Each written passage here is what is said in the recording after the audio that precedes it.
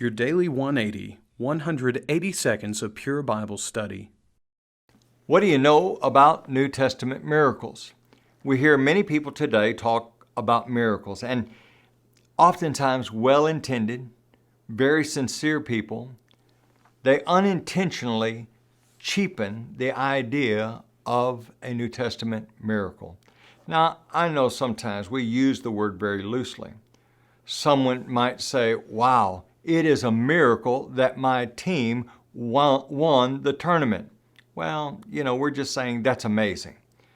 Some people will talk about perhaps someone who had an accident and survived, and they'll say, wow, that's a miracle. He was in the hospital for 4 months, but he recovered. It's a miracle. No, it's not a miracle. It doesn't match up to what we read about in the New Testament. Now someone says, so you don't think God could be involved in the man's recovery? Oh, I didn't say that. But here's one of the problems.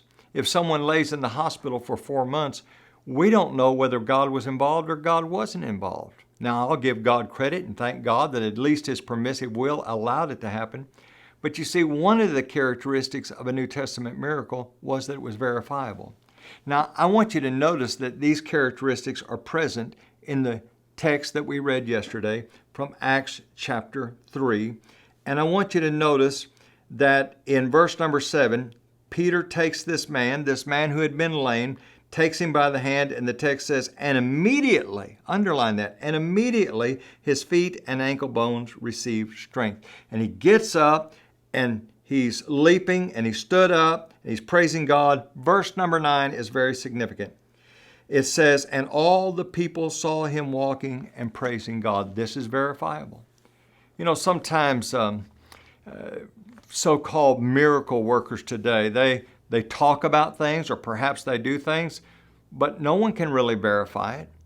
Or they'll supposedly heal someone, and then a few days later, we find out that the ailment is still there. This was not the case with New Testament miracles. They served a specific purpose. Now, it wasn't that the apostles could just do anything, because as a matter of fact, Paul, the apostle Paul, who had the miraculous indwelling of the Holy Spirit and worked miracles, we're told in 2 Timothy chapter 4 and verse 20 that he left Trophimus sick at Miletus. Now, why did he do that? Well, apparently it did not fit in with the purpose for miracles. We're going to continue talking about the work of the Holy Spirit, and I hope you'll join us next week on your Daily 180.